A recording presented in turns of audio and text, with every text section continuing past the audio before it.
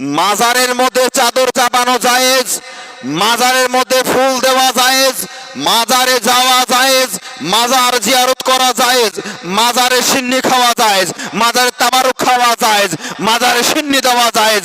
আরে জায়েজ কাজগুলোকে যে বেটা না জায়েজ বলবে, যে বেটা হারাম বলবে, জানতে হবে তার ইমানে জন্ডিস হয়েছে, জন্ডিস। মাজার যাবেন, জিয়ারত করবেন, কোনো অসুবিধা নেই।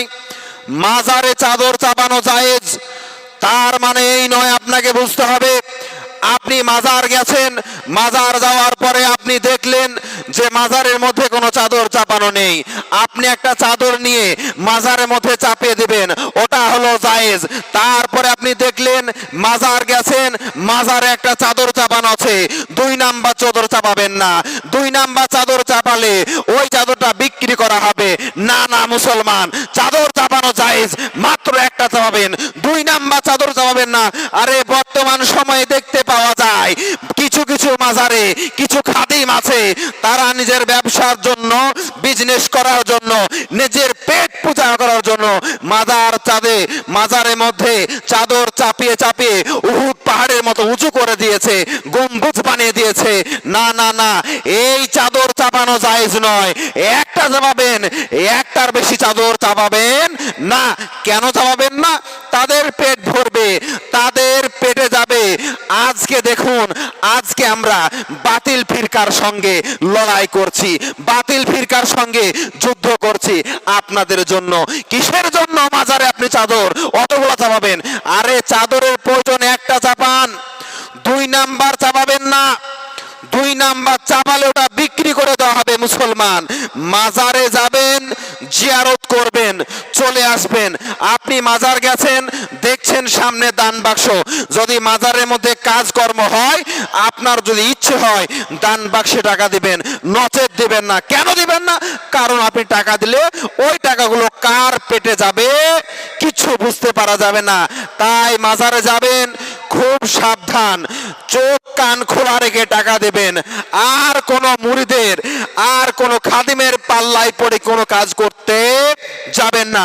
মাজার যাবেন, নিয়ত একটাই থাকবে, জিয়ারত, শুধুমাত্র জিয়ারতের নিয়ত থাকবে। যাবেন, জিয়ারত করবেন, চলে আসবেন। না হলে আজকালকার বর্তমান বাজারে কিছু কিছু মাজারের মধ্যে কিছু কিছু খাদিম থাকে, তারা এমন ব্যবহার করে যেন মনে হচ্ছে আমার সমস্ত সম্পত্তি তার বাবার নামে লিখে দিতে হবে, তার মায়ের নামে লিখে দিতে হবে, এমন দুর্ব্যবহার করে। না না মুসলমান, খবরদার। আরে যে সমস্ত মাজারে ওরসের নামে ভণ্ডামো করে, তাই সেই সমস্ত মাজার যাবেন না। যে সমস্ত মাজারে ওরসের নাম করে গান বাজনা করে, ওই সমস্ত মাজার যাবেন না।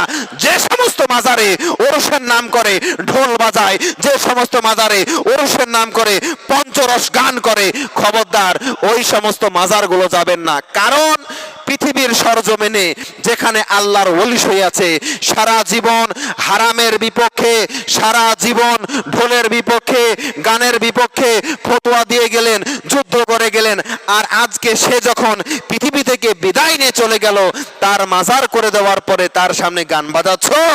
বাপের সম্পত্তি পেয়েছো, শরীয়তটাকে, তোমার বাবার সম্পদ যে তুমি যেদিকে মন সেদিকে ব্যয় করবে।